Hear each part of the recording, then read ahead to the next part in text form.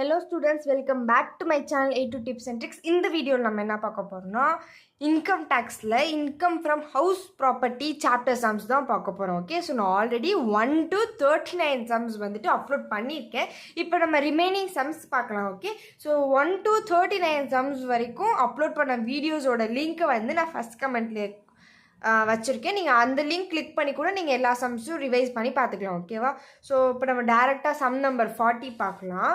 Okay, so Sir Srinivasan took a loan of rupees 4 lakh on 1/4/2019 at 20% per annum to construct a house. The construction of the house was completed on 1/11/2023. Compute the amount of interest deductible in computing the income from house property. Assume the house is let out. Okay, so நான் already இந்த 39 sums வந்துட்டு explain பண்ணியிருக்கேன். இருந்தாலும் interest on capital borrowed அப்படின்னா என்ன அப்படிங்கிறதுக்கு ஒரு concept அதை பற்றி நம்ம தெரிஞ்சுட்டு அதுக்கப்புறம் நம்ம சம் போயிடலாம். Okay, so interest on loan borrowed இல்லை கேபிட்டல் பாரோட் அப்படின்னா இது வந்து அண்டர் செக்ஷன் 24B வருது. Okay, so interest on capital borrowed income from house property வந்துட்டு 3 டைப்ஸாக நம்ம பிரிக்கிறோம். ஒன்று வந்துட்டு செல்ஃப் ஆக்குபைட், இன்னொன்று வந்துட்டு லெட் அவுட், இன்னொன்று வந்துட்டு deem to be let out. ஓகேவா? ஸோ செல்ஃப் ஆக்குபைட் அப்படின்னு பார்த்தீங்கன்னா நீங்கள் ஒரு ஹவுஸ் கன்ஸ்ட்ரக்ட் பண்ணி உங்களோட ஓன் யூஸ், அதாவது வீடு கட்டி நீங்களே அந்த வீட்டில் இருந்துக்கிறீங்க அப்படின்னா செல்ஃப் ஆக்குபைட். லெட் அவுட்னா நீங்கள் ஒரு ஹவுஸ் கன்ஸ்ட்ரக்ட் பண்ணி அதை ரெண்ட்டுக்கு விடுறது let out. Deemed to be let அவுட்னா நீங்கள் ஒரு ஹவுஸ் கன்ஸ்ட்ரக்ட் பண்ணுறீங்க, அது வந்து நீங்கள் லெட் அவுட், அதாவது ரெண்ட்டுக்கும் நீங்கள் விடலாம் அப்படின்னு சொல்லி அசியூம் பண்ணுறது தான் deem to be let out. ஓகேவா? ஸோ இப்போ செல்ஃப் ஆக்குபைட் அப்படின்னு பார்த்தீங்கன்னா இதில் நம்மளுக்கு மெமரியில் வச்சுக்க வேண்டியது 2 பாயிண்ட்ஸ். ஓகேவா? இப்போ நீங்கள் வந்துட்டு ஒரு லோன் வாங்குறீங்க ஃபார் செல்ஃப் ஆக்குபைட் ஹவுஸுக்கு ஒரு லோன் வாங்குறீங்க அப்படின்னா அந்த லோனை வந்து பிஃபோர் 1/4/1999, அதாவது 1/4/1999க்கு முன்னாடி ஒரு லோன் அமௌண்ட் வாங்கியிருக்கீங்கன்னா அதோட மேக்ஸிமம் லிமிட் பார்த்தீங்கன்னா 30,000 தான். ஓகேவா? So maximum limit is 30,000 or whichever is less. ஓகேவா? ஸோ 30,000 இல்லைனா whichever is less. Okay, so அதாவது இப்போ நீங்கள் வந்துட்டு 1/4/1999க்கு முன்னாடி வந்துட்டு 50,000க்கு ஒரு ஹவுஸ் லோனுக்கு நீங்கள் ஒரு 50,000 அமௌண்ட் லோனாக வாங்குறீங்க அப்படின்னா இது வந்து செல்ஃப் ஆக்குபைட் ஹவுஸ்க்கு ஒரு லோன் வாங்குறீங்க, இதோட மேக்ஸிமம் லிமிட் எவ்வளோ? 30,000 தான். அப்போ நீங்கள் சம் போடுறப்போ 50,000 எழுத மாட்டீங்க, 30,000 தான் எழுதுவீங்க. ஓகேவா? ஸோ ஏன்னா maximum limit for self occupied house வந்துட்டு பிஃபோர் 1/4/1999க்கு முன்னாடி நீங்கள் லோன் வாங்கியிருக்கீங்க அப்படின்னா அதோட லிமிட் பார்த்தீங்கன்னா 30,000 தான். ஸோ 30,000க்கு மேலே நீங்கள் எழுதக்கூடாது. இப்போ 30,000க்கு கீழே இருந்துச்சுன்னா விச் எவர் இஸ் லெஸ், ஒன்று 30,000 இல்லைனா விச் எவர் இஸ் லெஸ், இந்த ரெண்டில் நீங்கள் எது வேணால் எழுதிக்கலாம். ஓகேவா? ஸோ அதே மாதிரி தான் லோன் அமௌண்ட் ஆஃப்டர் 1/4/1999க்கு முன்னாடி வாங்கியிருக்கீங்கன்னா இதோட மேக்ஸிமம் லிமிட் பார்த்தீங்கன்னா 2 lakhs or whichever is less. இப்போ நீங்கள் வந்துட்டு ஒரு 1 lakh அமௌண்ட் வாங்குறீங்க 1/4/1999க்கு அப்புறமா ஒரு 1 lakh லோன் வாங்குறீங்கன்னா நீங்கள் டேரெக்டாக அந்த 1 lakh எழுதிடலாம். இப்போ நீங்கள் 3 lakhs எடுக்கிறீங்கன்னா 2 lakhக்கு மேலே இருக்கா, ஸோ அப்போ நீங்கள் 3 lakhன்னு எழுத முடியாது, 2 lakhs தான் எழுத முடியும். ஓகேவா? ஏன்னா மேக்ஸிமம் அமௌண்ட் வந்துட்டு 2 lakhs தான்.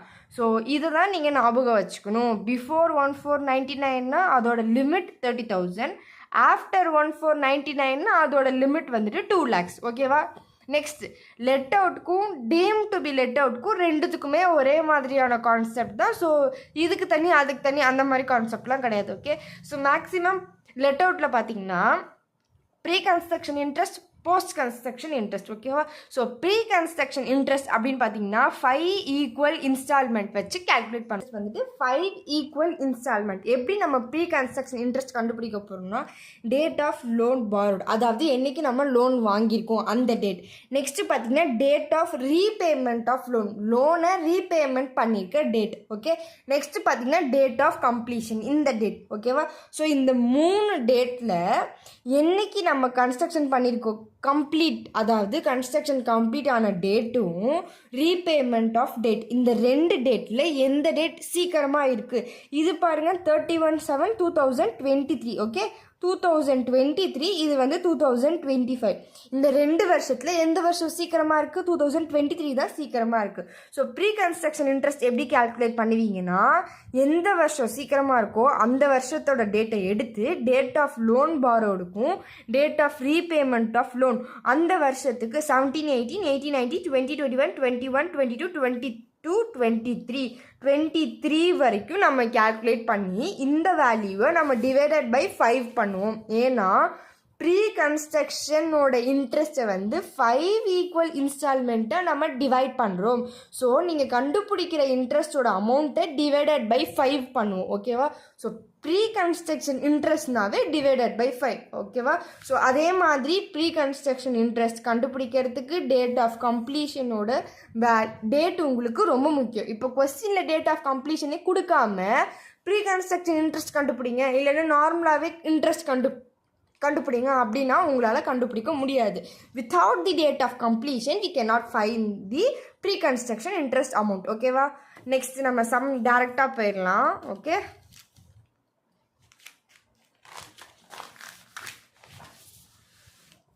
Some number 40. நான் ஆல்ரெடி இந்த கொஸ்டினை ரீட் பண்ணிட்டேன். ஓகே, ஸோ நம்மளுக்கு வந்துட்டு எவ்வளோ அமௌண்ட் வாங்கியிருக்கோம்? 4 lakh லோன் வாங்கியிருக்கோம் வித் தி 20% per annum. என்னைக்கு லோன் வாங்கியிருக்காங்க, கன்ஸ்ட்ரக்ஷன் கம்ப்ளீட்டட் டேட்டும் கொடுத்துட்டாங்க. ஸோ நம்ம இதை வச்சு நம்மளோட இன்ட்ரெஸ்ட்டை கண்டுபிடிச்சிடலாம். ஓகேவா? ஸோ நம்மளோட ஃபார்மேட் எப்படி? Particulars, okay, particulars and then rupees காலம். ஓகே, நெக்ஸ்ட் பார்த்தீங்கன்னா interest on loan, interest on loan. Okay, so நம்மளோட ப்ரீவியஸ் இயர் பார்த்தீங்கன்னா 2023 to 2024. ஓகே, ஸோ இந்த புக் வந்துட்டு ஒரு ப்ரீவியஸ் இயர் புக்குங்கிறனால நான் இந்த புக்கில் இருக்க கொஸ்டின்க்கு ஏற்ற மாதிரி ஆன்சர் எழுதுறேன். ஓகே, இப்போ இதே கரண்ட் இயர் ப்ரீவியஸ் இயர் பார்த்தீங்கன்னா 2024, 2025 தான் இந்த வருஷத்தோட ப்ரீவியஸ் இயர். அசஸ்மெண்ட் இயர் பார்த்தீங்கன்னா 2025, 26 நான் வச்சுருக்கிறது ஓல்டு புக்குங்கிறனால இந்த புக்குக்கு ஏற்ற மாதிரி ஆன்சர் எழுதுறேன். புரிஞ்சுதா? என்ன இவங்க ப்ரீவியஸ் இயர் மாற்றி போடுறாங்க, அப்போ சம்மெல்லாம் தப்பாக இருக்குமான்னு பார்த்தீங்கன்னா அப்படிலாம் கிடையாது. வெறும் வருஷத்தோட டேட் மட்டும்தான் மாறுமே தவிர இதோட அமௌண்ட், இதோட வேல்யூஸ் எல்லாமே சேம் தான். ஓகேவா? ப்ரீவியஸ் இயருக்கு இன்ட்ரெஸ்ட் கண்டுபிடிக்க போகிறோம். கொஸ்டினில் நம்ம எவ்வளோக்கு இன்ட்ரெஸ்ட் வாங்கியிருக்கோம், லோன் வாங்கியிருக்கோம் அப்படின்னா 4 lakhs கொடுத்துருக்காங்களா? பர்சன்டேஜ் எவ்வளோ கொடுத்துருக்காங்க கொஸ்டினில்? 20%. ஸோ 4 lakhல 20% எவ்வளோ? 4 lakhல 20% நம்மளுக்கு 80,000. ஓகே, ஸோ 4 lakhல நம்மளுக்கு 20% வந்துட்டு 80,000. ஓகே,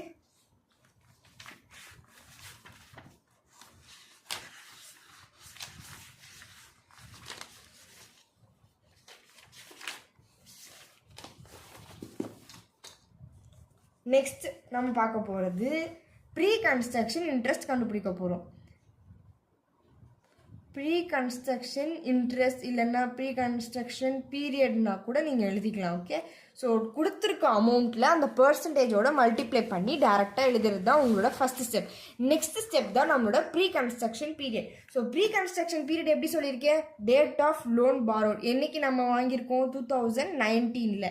இப்போ ரீபேமெண்ட் ஆஃப் டேட் கொடுத்துருக்காங்களா? கொடுக்கல, வெறும் டேட் ஆஃப் கம்ப்ளீஷன் கொடுத்துருக்காங்க 1/11/2023 இந்த வருஷத்தோட கொடுத்துருக்காங்க. ஸோ இதிலேருந்து நம்ம எத்தனை வருஷம் இருக்கும் கேல்குலேட் பண்ண போகிறோம். 2019, 2020, 2020, 2021, 21 to 22, 2022 to 2023, அதாவது 4 years. புரிஞ்சுதா?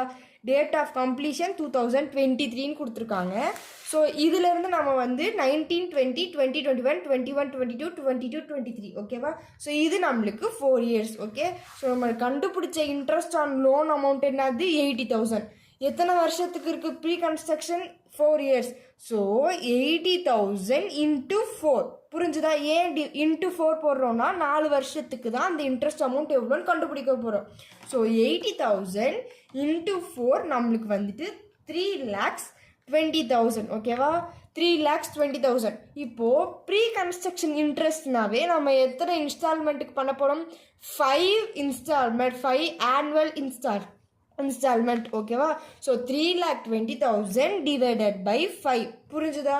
எதுக்கு நம்ம 5 ப்ரீ கன்ஸ்ட்ரக்ஷன் இன்ட்ரெஸ்ட்னாவே நம்ம கண்டுபிடிச்ச இன்ட்ரெஸ்ட் அமௌண்ட்டை டிவைடட் பை 5க்கு பண்ண போகிறோம். ஓகே. ஸோ டிவைடட் பை 5னா நம்மளுக்கு 64,000 தான் நம்மளோட pre construction interest amount. Okay. So 64,000 தான் நம்மளோட ப்ரீ கன்ஸ்ட்ரக்ஷன் இன்ட்ரெஸ்ட் அமௌண்ட். இப்போ இதை ரெண்டுத்தையும் நம்ம ஆட் பண்ணால் நம்மளுக்கு டோட்டல் இன்ட்ரெஸ்ட் அமௌண்ட் கிடச்சிரும். டோட்டல் இன்ட்ரெஸ்ட் டிடக்டபிள் நான் ஸ்டார்டிங்லேயே எக்ஸ்பிளைன் பண்ணுறப்ப சொன்னேன் இதோட செக்ஷன் என்னது அண்டர் செக்ஷன் 24. இதெல்லாம் நீங்கள் மென்ஷன் பண்ணியே ஆகணும். 80,000 + 64 நம்மளுக்கு வந்துட்டு 1,44,000. ஓகேவா. ஒரு சிம்பிள் சம் தான். உங்களுக்கு கொஸ்டினில் கொடுத்துருக்க லோன் அமௌண்ட்டோட பெர்சன்டேஜை மல்டிப்ளை பண்ணி அதோட அமௌண்ட் எழுதிடுவீங்க. நம்ம ப்ரீ கன்ஸ்ட்ரக்ஷன் இன்ட்ரெஸ்ட் எப்படி கண்டுபிடிப்போம்னு சொன்னேன். என்னைக்கு லோன் வாங்கியிருக்கீங்க, டேட் ஆஃப் லோன் பாரோடு, அப்புறம் இப்போ இதே ரீபேமெண்ட் ஆஃப் லோன் இருந்துச்சுன்னா அந்த டேட்டையும் எழுதி கம்ப்ளீஷன் டேட்டையும் எழுதி 2 வருஷத்தில் எந்த வருஷம் சீக்கிரமாக இருக்கோ அந்த வருஷத்தை நம்ம எடுத்துப்போம். இதில் நம்மளுக்கு ரீபேமெண்ட் கொடுக்கல, டேரெக்டாக கம்ப்ளீஷன் வருஷன் தான் கொடுத்துருக்காங்க. ஸோ அந்த எடுத்து எழுதிட்டு 2019-20, 2021, 21-22, 22லேருந்து 23 இது வரைக்கும் எடுத்தால் நம்மளுக்கு ஒரு 4 years வருது. ஸோ கண்டுபிடிச்ச இந்த 80,000 இன்ட்டு 4ஆல் மல்டிப்ளை பண்ணால் we will get 3,20,000. இதோட நம்ம 5 டிவைடட் பண்ணுவோம். ஏன் 5ஓட டிவைட் பண்ணுறோம் அப்படின்னா ப்ரீ கன்ஸ்ட்ரக்ஷன் இன்ட்ரெஸ்ட்னாவே 5 இன்ஸ்டால்மெண்ட்டுக்கு நம்ம டிவைட் பண்ண போகிறோம். அதனால டிவைடட் பை 5 64,000. ஸோ இந்த ப்ரீ கன்ஸ்ட்ரக்ஷன் இன்ட்ரெஸ்ட் அமௌண்ட்டோட நம்ம கண்டுபிடிச்ச இன்ட்ரெஸ்ட் ஆன் லோனே ஆட் பண்ணால் நம்மளுக்கு டோட்டல் இன்ட்ரெஸ்ட் டிடக்டபிள் அமௌண்ட் கிடச்சிருச்சு 1,44,000. ஓகேவா. Next sum number 41. How will you treat the interest on borrowed capital for the income tax purpose? Proposes income tax proposes for the following houses separately. ஓகேவா. So நம்மளுக்கு 2 house கொடுத்துருக்காங்க. ஒன்று பார்த்தீங்கன்னா self occupied, next பார்த்தீங்கன்னா let out. சரியா. Date of loan borrowed, அதாவது என்னைக்கு வாங்கியிருக்காங்களோ என்னைக்கு லோன் வாங்கியிருக்காங்களோ அந்த டேட் கொடுத்துட்டாங்க. Capital for the construction of the house, அதாவது நம்ம எவ்வளோ அமௌண்ட் போட்டிருக்கோம் கேபிட்டல் ஃபார் தி கன்ஸ்ட்ரக்ஷன், அந்த வீடு கட்டுறதுக்கு எவ்வளோ அமௌண்ட் போட்டிருக்கோம் அப்படின்னு பார்த்தீங்கன்னா 1,68,000, 1,78,000. ஓகேவா. இதிலிருந்து நம்மளை என்ன கண்டுபிடிக்க சொல்கிறாங்க, interest on borrowed capital. How will you treat the interest on borrowed capital? இந்த இன்ட்ரெஸ்ட் ஆன் பாரோட் கேபிட்டல் அமௌண்ட்டை நீங்கள் எப்படி இன்கம் டேக்ஸில் ட்ரீட் பண்ணுவீங்க அப்படின்னு தான் கேட்குறாங்க. உங்களை எதையுமே கண்டுபிடிங்கன்னு கேட்கல, எப்படி நீங்கள் இதை ட்ரீட் பண்ணுவீங்க அப்படின்னு தான் கேட்டிருக்காங்க. கொஸ்டினை ரீட் பண்ணுறப்ப தெளிவாக ரீட் பண்ணுங்கள். ஓகேவா. ஸோ இதிலேருந்து பார்த்தீங்கன்னா நம்மளுக்கு என்ன சொன்னேன், டேரெக்டாகவே நம்ம ஒரு ப்ரீ கன்ஸ்ட்ரக்ஷன் இன்ட்ரெஸ்ட் கண்டுபிடிக்கணும்னா டேட் ஆஃப் கம்ப்ளீஷன் டேட் கொடுத்துருக்கணும். டேட் ஆஃப் கம்ப்ளீஷன் டேட்டே கொடுக்கல அப்படின்னா உங்களால் ப்ரீ கன்ஸ்ட்ரக்ஷன் இன்ட்ரெஸ்ட்டை கண்டுபிடிக்க முடியாது. ஸோ டேரெக்டாக இந்த லோன் அமௌண்ட்டை இன்ட்ரெஸ்ட் அலோடு அப்படின்னு எடுத்துகிட்டு 1,68,000, 1,78,000 நீங்கள் டேரெக்டாக அப்படியே எடுத்து எழுதுவீங்க. ஓகேவா. ஸோ நீங்கள் ப்ராக்கெட்டில் என்ன எழுதுவீங்கன்னா இந்த ஹிண்டில் கொடுத்துருக்கிறது நீங்கள் டேரெக்டாக எழுதிடலாம். Since the date of completion of the construction is not given, pre construction interest cannot be calculated. நான் சொன்ன மாதிரி டேட் ஆஃப் கம்ப்ளீஷன் கொடுக்கல, அதாவது கன்ஸ்ட்ரக்ஷன் கம்ப்ளீஷனோட டேட்டு கொடுக்கல. ஸோ தேர்ஃபோர் ப்ரீ கன்ஸ்ட்ரக்ஷன் இன்ட்ரெஸ்ட்டை கண்டுபிடிக்க முடியாது. ஓகேவா. இந்த இன்கேஸ் ஆஃப் செல்ஃப் ஆக்குபைட் இது நம்மளுக்கு தேவையில்லை. இந்த பாயிண்டில் நீங்கள் எழுத வேணாம். ஒரே ஒரு பாயிண்ட் தான் நீங்கள் எழுத போகிறீங்க. கன்ஸ்ட்ரக்ஷன் கம்ப்ளீஷனோட டேட் கொடுக்கல, ஸோ ப்ரீ கன்ஸ்ட்ரக்ஷன் இன்ட்ரெஸ்ட் கண்டுபிடிக்க முடியாது. So therefore the interest allowed is equal to 1,68,000 and 1,78,000 for house 1, house 2. இதை மட்டும் நீங்கள் டேரெக்டாக எழுதிடுவீங்க. ஓகேவா. ஒரு சிம்பிள் சம் தான். நெக்ஸ்ட் பாருங்க, sum number 42. An assessee took a loan of rupees 6 lakhs on 31/1/1999 from a bank for construction of the house. ஓகேவா. 6 lakhs வாங்குறாங்க வீடு கட்டுறதுக்கு. Before 1 lakh took a loan on 1/31/2000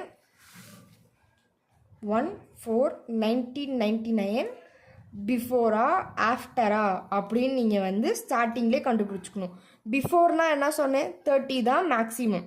இதே ஆஃப்டர் 1/4/1999னா 2 lakhs தான் maximum. சரியா.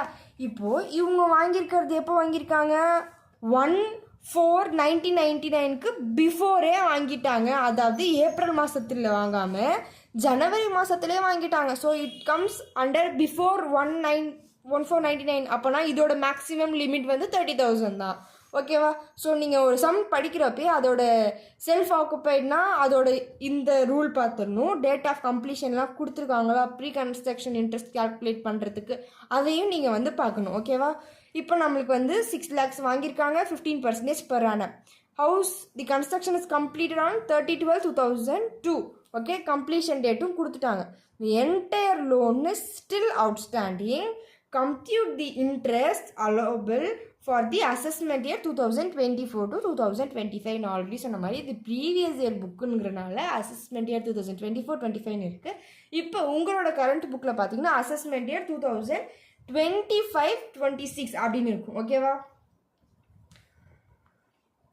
Okay, இப்போ நம்ம வந்துட்டு self occupied house deem to be let out ரெண்டுத்துக்குமே கண்டுபிடிக்க போகிறோம். ஓகே, ஸோ நான் ஆல்ரெடி சொன்ன மாதிரி செல்ஃப் ஆக்குபைட்னா நீங்கள் இருக்க போகிறது, டீம் டு பி லெட் அவுட்னா லெட் அவுட்டுக்கும் விடலாம், அதாவது ரெண்ட்டுக்கும் அந்த வீடை விடலாம், விட்டுட்டாங்க இல்லை விட போகிறாங்க இல்லை விடலாம் அப்படின்னு நீங்கள் எடுத்துக்கலாம். லெட் அவுட்னா ரெண்ட்டுக்கு விட்டாச்சு. இப்போ இந்த 3 ஹவுஸ் ப்ராப்பர்ட்டிக்கும் எப்படி நம்ம இன்ட்ரெஸ்ட் கண்டுபிடிக்க போகிறோம் அதுதான். ஓகேவா? ஃபர்ஸ்ட்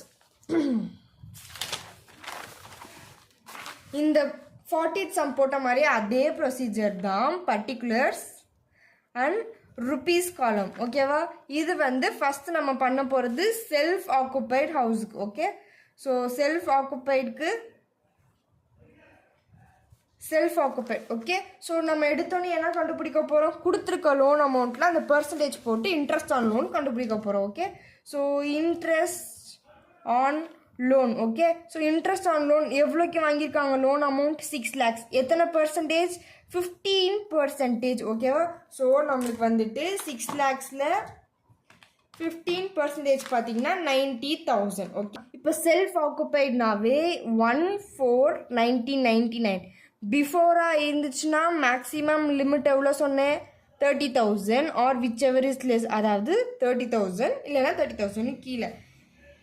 இதே ஆஃப்டர் 1/4/1999னா 2 lakhs. சரியா? இப்போது இந்த ஹவுஸுக்கு வாங்கின லோன் எப்போ வாங்கியிருக்காங்க? 31/1/1999, அதாவது பிஃபோர் 1/4/1999 வாங்கியிருக்கனால இதோட மேக்ஸிமம் லிமிட் பார்த்தீங்கன்னா 30,000 தான். ஸோ 90,000 வராது, 30,000 தான் இதோட லிமிட். ஸோ தேர்ஃபோர் நீங்கள் என்னென்னு எடுத்துப்பீங்கன்னா அலோவபிள் டிடக்ஷன் இல்லைன்னா allowable deduction for self-occupied house is equal to ₹30,000. இந்த மாதிரி தனியாக எடுத்து எழுதணும். ஓகே, ஸோ இதை நீங்கள் வந்து ஒரு டேபுலர் காலமில் எழுதிட்டு இதை மட்டும் நீங்கள் தனியாக allowable deduction for self-occupied house வந்துட்டு 30,000 அப்படின்னு எடுத்து எழுதிவீங்க. நெக்ஸ்ட்டு பார்த்தீங்கன்னா deemed to be let out. deemed to be let outக்கு பார்த்தீங்கன்னா இதே தான், பர்டிகுலர்ஸ் காலம் ருபீஸ் காலம் எழுதுவீங்க. பர்டிகுலர்ஸ் அண்ட் தென் ருபீஸ் காலம். இன்ட்ரெஸ்ட் ஆன் லோன் அமௌண்ட் பார்த்தேன்னா இன்ட்ரெஸ்ட் ஆன் லோன் அமௌண்ட் எவ்வளோக்கு லோன் வாங்கியிருக்காங்க? 6 lakhs. எத்தனை பர்சன்டேஜ்? 15%. நம்ம மேலே போட்ட அதே கேல்குலேஷனை டேரெக்டாக எடுத்து எழுதிடலாம். 6 lakhsல 15%னா 90,000. வெறும் இன்ட்ரெஸ்ட் ஆன் கேபிட்டல் பாரோடில் பொறுத்த வரைக்கும் செல்ஃப் ஆக்குபைடுக்கு மட்டும்தான் இந்த டிடக்ஷன் இருக்குது. அதாவது 1/4/1999க்கு பிஃபோர்னா 30, ஆஃப்டர்னா 2 lakhs. Deemed to be let அவுட்டுக்கும் அந்த மாதிரி எந்த ஒரு டிடக்ஷனுமே கிடையாது. ஸோ டேரெக்டாக நீங்கள் என்ன எழுதிடலாம்? அலோவபிள் டிடக்ஷன் இல்லைன்னா வெறும் இன்ட்ரெஸ்ட் டிடக்டட் அப்படின்னு கூட எழுதிடலாம். Allowable deduction for deemed to be let out is equal to ₹90,000. ஓகேவா? ஏன்னா செல்ஃப் ஆக்குபைடுக்கு மட்டும்தான் இந்த மாதிரி ஒரு டிடக்ஷன் இருக்குது. வெறும் deemed to be let outக்கும் அந்த மாதிரி எந்த ஒரு டிடக்ஷனுமே கிடையாது. ஓகேவா? நெக்ஸ்ட் இதே தான் லெட் அவுட்க்கும். ஓகே, ஸோ லெட் அவுட்க்கும் the same particulars column rupees column எழுதணும். Okay, so particulars rupees interest on loan நம்ம எப்படி கண்டுபிடிச்சோம்? இதை நீங்கள் வந்து 3 இதுலேயும் நீங்கள் மென்ஷன் பண்ணியே ஆகணும். ஏன்னா உங்களுக்கு எப்படி அந்த வேல்யூ வந்துச்சுன்னு கேட்பாங்க. 6 lakhsல 15% தான் நம்மளுக்கு 90,000. இதில் எந்த ஒரு டிடக்ஷனுமே கிடையாது. ஓகேவா? அந்த அலோவபிள் டிடக்ஷன் கிடையவே கிடையாதா? ஸோ இதுக்கும் நீங்கள் வந்து டைரெக்டாக allowable deduction is equal to 90,000 அந்த மாதிரி நீங்கள் டேரெக்டாக அந்த அமௌண்ட்டை எழுதிக்கலாம். Allowable deduction for the let out is equal to ₹90,000. புரிஞ்சுதா? இது வந்துட்டு ஒரு சிம்பிள் சம். டேரெக்டாக அந்த 6 lakhsல 15% போட்டால் நம்மளுக்கு 90,000. ஓகேவா? செல்ஃப் ஆக்குப்பைடு அப்படிங்கிறனால தான் நம்ம இதை செக் பண்ணுறோம். என்னது? பிஃபோர் 1499னா 30,000 தான் அதோட லிமிட். ஆஃப்டர் 1499னா நம்மளுக்கு 2 lakhs லிமிட். சரியா? இப்போ இந்த சம்மில் வந்து லோனை வந்து 31/1/1999 வாங்கியிருக்காங்க. அதாவது பிஃபோர் 14/1999. ஸோ இதோட லிமிட் பார்த்தோன்னா நம்மளுக்கு 30,000 தான். அதனால நம்மளோட செல்ஃப் ஆக்குப்பைடுக்குள்ள டிடக்ஷன் அமௌண்ட் பார்த்திங்கன்னா 30,000. இதே டீம் டு பி லெட் அவுட்க்கும் அப்படி எந்த ஒரு டிடக்ஷனுமே கிடையாது. ஸோ டேரெக்டாக அந்த 90,000 நம்ம டேரெக்டாக டீம் டு பி லெட் அவுட்க்கு எடுத்துக்கிட்டோம், லெட் அவுட்க்கு எடுத்துக்கிட்டோம். ஓகேவா? ஸோ இந்த 3 சம்முமே உங்களுக்கு புரிஞ்சிருக்கும்னு நினைக்கிறேன். ரிமைனிங் வந்துட்டு இந்த செல்ஃப் ஆக்குப்பைடில் காம்ப்ரிஹென்சிவ் சம்ஸில் இல்லாமல் நார்மல் சம்ஸில் நம்ம வந்து 41 வரைக்கும் பார்த்துருக்கோம். So remaining okay. ஸோ இது வந்துட்டு சம் நம்பர் 42. ஓகே. ஸோ 41 வந்துட்டு நம்மளுக்கு டேட் ஆஃப் கன்ஸ்ட்ரக்ஷன் கம்ப்ளீஷன் கொடுக்கல. ஸோ நம்மளால் ப்ரீ கன்ஸ்ட்ரக்ஷன் இன்ட்ரெஸ்ட் கண்டுபிடிக்க முடியாது. ஸோ இதை நான் வந்துட்டு எழுதலை, டேரெக்டாக உங்களுக்கு வந்துட்டு எக்ஸ்பிளைன் பண்ணியிருக்கேன். ஓகே. ஸோ நீங்கள் இதுக்கு வந்துட்டு எந்த ஒரு டேப்லெட் காலமும் போட போகிறதில்ல. ப்ராக்கெட்டில் வந்துட்டு since the date of construction of completion is not given, we cannot find the pre-construction interest. So therefore interest allowed is equal to, for house 1 1,68,000, house 2 பார்த்தீங்கன்னா 1,78,000 நீங்கள் டேரெக்டாக அப்படியே எழுதிக்கலாம். 42 சம் தான் இப்போ நம்ம பார்த்தோம். இந்த 3 சம்ஸ் நம்ம கவர் பண்ணியாச்சு. ரிமைனிங் பார்த்தீங்கன்னா 43, 44 அண்ட் 45, 46 ஒரு 4 சம்ஸ் இருக்குது. இது வந்து நம்ம நெக்ஸ்ட் வீடியோஸில் பார்த்துடலாம். பார்த்துட்டா நம்மளுக்கு வந்துட்டு காம்ப்ரிஹென்சிவ் ப்ராப்ளம்ஸ் தான் இருக்குது. ஸோ இதையும் நம்ம பார்த்துட்டு அந்த சாப்டர் ஃபுல்லாகவே கம்ப்ளீட் ஆயிரும். ஓகே. ஸோ இந்த வீடியோவில் பார்த்த 3 சம்ஸில் ஏதாச்சும் டவுட்ஸ் இருந்துச்சுன்னா கமெண்ட் செக்ஷனில் கேளுங்க. ஓகே. ஸோ வேறு எந்தெந்த சாப்டர்ஸ்லாம் இன்கம் டேக்ஸில் வந்துட்டு அப்லோட் பண்ணணும், இல்லைனா காஸ்ட் அக்கௌண்டிங்கில் எந்தெந்த சாப்டர்ஸ்லாம் அப்லோட் பண்ணணும், மேனேஜ்மெண்ட் அக்கௌண்டிங்கில் எந்த சம்ஸ் தான் உங்களுக்கு வேணுமோ கமெண்ட் செக்ஷனில் கேளுங்க. சீக்கிரமாக அந்த சாப்டரில் இருக்க சம்ஸ்லாம் நம்ம வந்துட்டு எக்ஸ்பிளைன் பண்ணலாம். ஓகே. ஸோ தேங்க்ஸ் ஃபார் வாட்சிங். Subscribe for more videos.